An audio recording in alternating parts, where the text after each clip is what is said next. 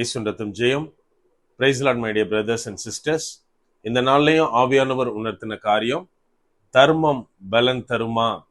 ஆவியானவர் உணர்த்தின வசனம் மத்தேயு எழுதின சுவிசேஷம் அதிகாரம் 6 வசனம் 1. மனுஷர் காண வேண்டுமென்று அவர்களுக்கு முன்பாக உங்கள் தர்மத்தை செய்யாதபடிக்கு எச்சரிக்கையாயிருங்கள். செய்தால் பரலோகத்தில் இருக்கிற உங்கள் பிதாவினிடத்தில் உங்களுக்கு பலன் இல்லை. Take heed that ye do not your alms before men, to be seen of them. Otherwise ye have no reward of your Father which is in heaven. Matthew chapter 6 verse 1. என கண்மானவர்களே, இந்த இடத்திலே வசனம் சொல்லுகிறது, அதாவது பரலோகத்தில் இருக்கிற பிதாவிடத்திலிருந்து எப்போது நமக்கு பலன் இல்லாமல், நாம் செய்கிற தர்மத்திற்கு பலன் இல்லாமல் போகும் அப்படின்னா, நாம அதை மனுஷர்களுக்கு முன்பதாக பிறர் என்னை பார்க்க வேண்டும் அப்படின்னு நம்ம செஞ்சோம் அப்படின்னா அந்த தர்மத்திற்கு பலன் இல்லை அப்படின்னு இந்த இடத்துல எழுதப்பட்டுள்ளது.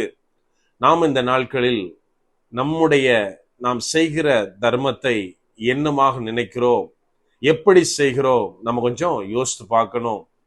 எனக்கு அன்பானவர்களே, இன்னைக்கு மனிதர்களுக்கு ஒரு பெரிய ஒரு வியாதி என்ன அப்படின்னா, தான் செய்யறத மற்றவங்க பார்க்கணும் கண்டிப்பா அப்படின்ற ஒரு விதமான ஒரு டிசீஸ்னால இன்னைக்கு பிடிக்கப்பட்டு இருக்கிறோம். அதாவது சில அரசியல்வாதிகளை நம்ம பார்க்கலாம், அதாவது நாட்டை சுத்தம் பண்றேன், இந்த ஸ்ட்ரீட்டை சுத்தம் பண்றேன்னு அவங்க சுத்தம் பண்றத ஒரு 100 கேமரா சுத்தி இருந்து வீடியோ எடுக்கும், போட்டோ எடுக்கும், இத பப்ளிசிட்டிக்காக பண்றாங்க. இன்னும் நிறைய பேர் என்ன பண்றாங்க அப்படின்னா, இந்த உதவி அந்த உதவி, இந்த திட்டத்துல உதவி வழங்குறோம் அப்படின்னு நம்மளுடைய பணத்தையே நமக்கு உதவிகளாக தந்து அதை அவங்க விளம்பரத்துக்காக யூஸ் பண்ணிட்டு இருக்காங்க. நம்ம ஏதோ அரசியல்வாதிங்க தான் பண்றாங்க, அவங்க சாபம் நிறைந்தவர்கள் அப்படின்னு நினைக்க கூடாது. இன்னைக்கு நாமளும் அநேக நேரத்தில் ஒரு தனி மனுஷனாகவோ, ஒரு ஆர்கனைசேஷனாகவோ, ட்ரஸ்டாகவோ, ஊழியமாகவோ இணைந்து செயல்படும் போது இந்த மாதிரியான காரியங்கள் உள்ள வரத்தான் செய்து. இந்த மாதிரியா, அதாவது ஹெல்ப் பண்றத, தர்மம் செய்யறத, மீடியாக்கள்ல போட்டோ போடுறது, வீடியோஸ் போடுறது, இதை குறித்து நானும் என் ஒய்ஃபும் நிறைய தடவை பேசுவோம். அதாவது நான் சொல்லுவேன், இந்த மாதிரியான காரியம் தப்பு, இது கிடையாது, எனக்கு பிடிக்காது அப்படின்னு நான் சொல்லுவேன். அதுக்கு என் ஒய்ஃப் என்ன சொல்லுவா அப்படின்னா, இல்ல ஒருவேளை ஒரு மினிஸ்ட்ரியில இருந்து ஒரு ஹெல்ப் பண்றாங்க அப்படின்னா அவங்க நிறைய பேர்கிட்ட இருந்து அந்த ஹெல்ப்பை வாங்கியிருப்பாங்க, நிறைய பேருக்கு அது கான்ட்ரிபியூட் பண்ணி தான் அந்த ஹெல்ப் பண்ணுவாங்க.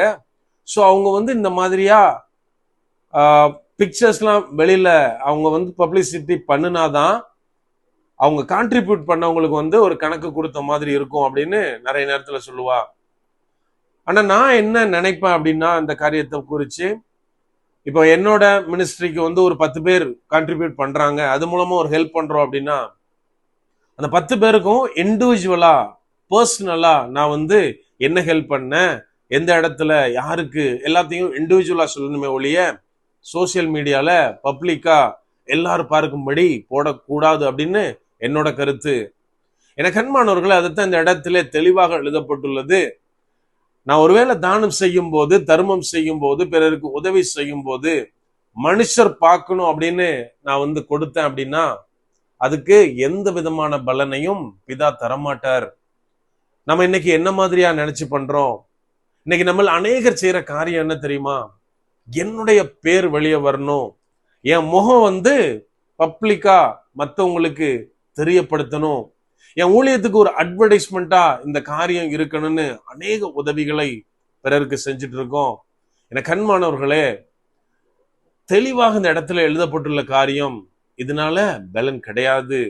மாறாக தொடர்ந்து வாசித்தா அந்த இடத்துல வசனம் சொல்லுது, நம்மளோட ஒரு கை கொடுக்கிறது இன்னொரு கைக்கு தெரியாத அளவிற்கு, அந்த அளவிற்கு நான் மறைமுகமாக எந்த விதத்திலும் வெளியில் தெரியாதபடி பிறருக்கு உதவி செய்யும் போது, தான தர்மங்கள் செய்யும் போது அதை என்னுடைய பிதா பார்த்து கொண்டிருக்கிறார். நான் அந்த ரங்கத்திலே மறைவாக செய்கிற காரியங்களுக்கு பிதா வெளியரங்கமாக எனக்கு பலன் கொடுக்கிறார் அப்படின்னு வசனம் சொல்லுகிறது.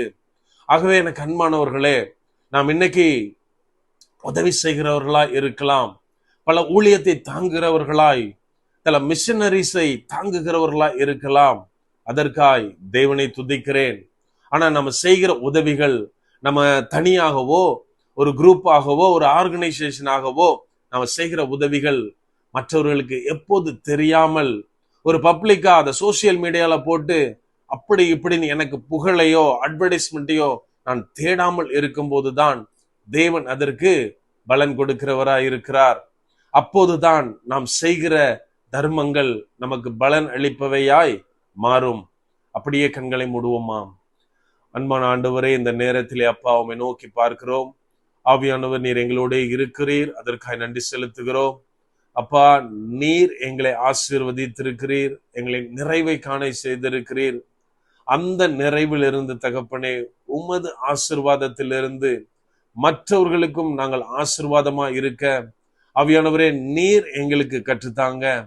அப்பா, எந்த விதத்திலும் எங்களுடைய சுய விளம்பரத்தையோ எங்களுடைய ஒரு ஸ்தாபனத்தினுடைய அட்வர்டைஸ்மெண்டாகவோ அந்த காரியத்தை நாங்கள் யூஸ் பண்ணக்கூடாது. நாங்கள் தான தர்மங்கள் செய்கிறத ஒரு அட்வர்டைஸ்மெண்டா ஒரு பப்ளிக்கா நாங்கள் போஸ்ட் பண்ணக்கூடாது தகப்பனே. மாறாக தேவனுக்கு முன்பாக உண்மையும் உத்தமமுமாய் நாங்கள் இருக்க ஆவியானவரே நீர் எங்களுக்கு கற்றுத்தாங்க. முற்றிலுமா எங்களை தாழ்த்தி ஒப்பு கொடுக்கிறோம். பலப்படுத்தி ஆசீர்வதிங்க. மீட்பர் இயேசுவின் மூலம் ஜெபிக்கிறோம். ஜெபம் கேளும் எங்கள் நல்ல பிதாவே. ஆமென். God bless.